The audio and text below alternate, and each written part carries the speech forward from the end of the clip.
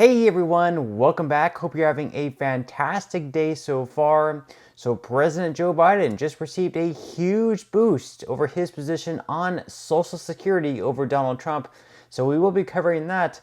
Plus, Kamala Harris just put out a stark warning. She's expected to give a speech today in Arizona what a second term for former President Donald Trump could end up looking like. So we will be covering that as well.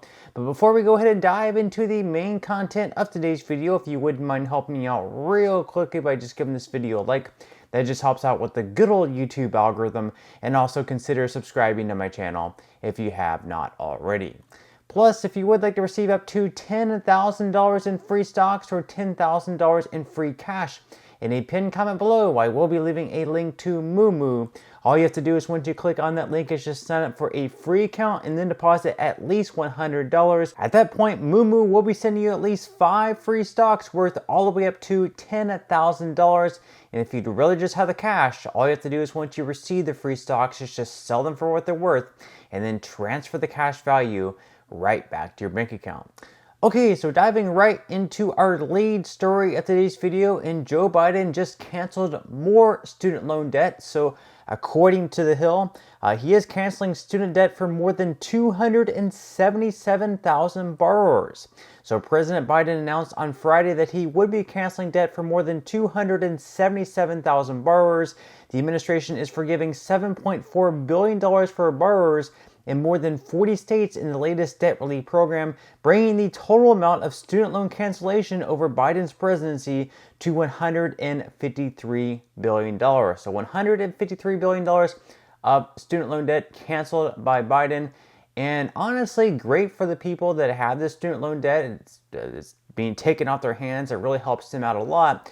The main problem that I and some other people may have is that Biden is doing this without congressional approval. These things should normally have to be passed to the House, then passed to the Senate, and then passed to Biden's desk to be signed into law. Instead, Biden is just foregoing this entire process that should be using our taxpayer money to fund other things or pay off other things. So honestly, great for the people that have the student loan debt that's being paid off.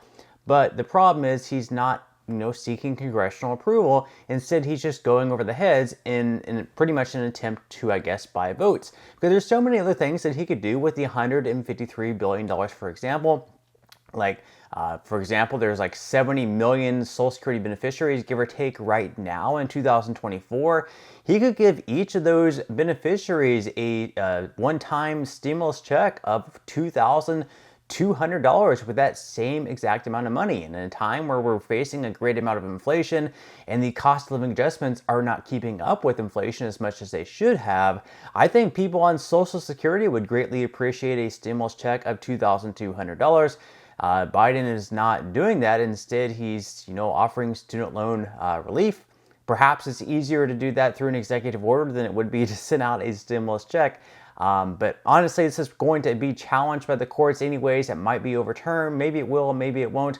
We will just have to wait and see. But as far as Social Security goes, Joe Biden is also receiving a boost over the former president and Donald Trump and his opponent in November of 2024. So according to Newsweek, as the 2024 presidential election looms ever closer, more Americans believe that President Joe Biden can better protect Social Security than Donald Trump. New polling has found Social Security has become a key talking point in the run-up to November's poll, with Biden and Trump having both expressed different viewpoints on how to fund the decades-old program, which provides retirement, disability, and survivor benefits to more than 70 million Americans.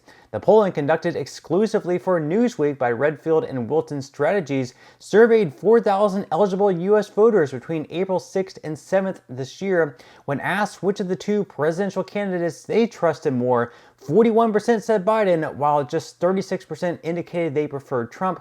Only 5% said they trusted both equally, while 12% said they did not know.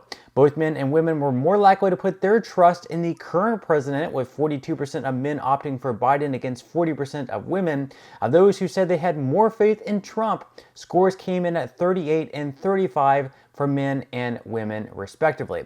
Now, with the exception of Gen Z, all generations demonstrated a preference for Biden. Those born between 1997 and 2006 were more likely to have confidence in the Republican candidate at 34% compared to Biden at 27%. This is really very interesting because usually younger voters tend to prefer more the left, like the Democratic candidate, but we're actually seeing Gen Zers actually lean a little bit more to the right here, whether it's just they're opposed to Biden or whether they're opposed to Democrats in general.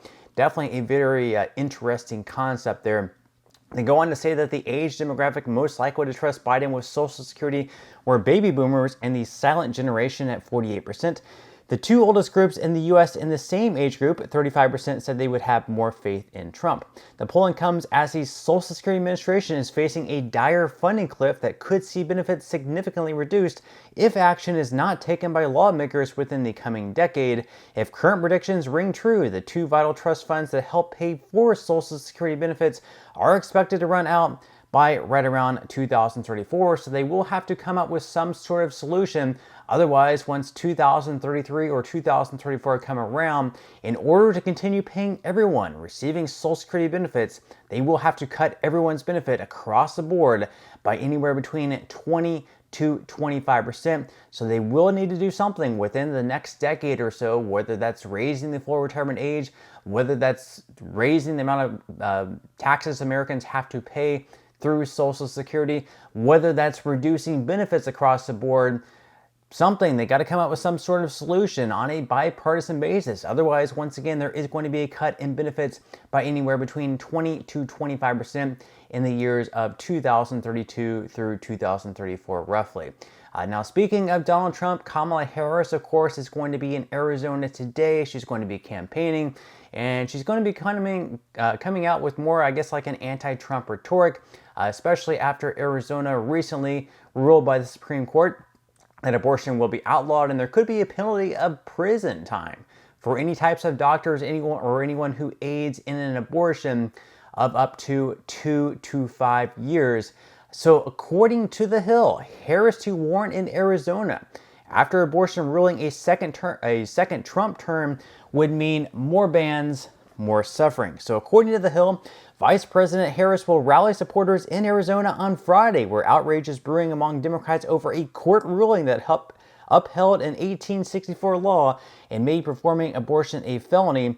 Harris will direct aim at former President Trump in her remarks. The vice president will say Trump is to blame for the wave of restrictions on abortion following the overturning of Roe v. Wade, and she will warn a second Trump term would mean even more restrictions. Donald Trump is the architect of this healthcare crisis, and that's not a fact he hides. In fact, he brags about it, Harris will say. And as much as harm as he has already caused, a second Trump term will be even worse, Harris is set to say. If Donald Trump gets a chance, he will sign a national abortion ban. How do we know? Look at his record. Congress tried to pass a national abortion ban before in 2017, and then President Trump endorsed it. Here's what a second Trump term will look like: more bans, more suffering, less freedom. But we are not going to let that happen, Harris will say. Now, of course, Trump did previously come out and float the idea of having a 15-week ban on abortions, but most recently he came out and said he's going to be completely opposed to the idea. He's not going to have any national ban on abortions.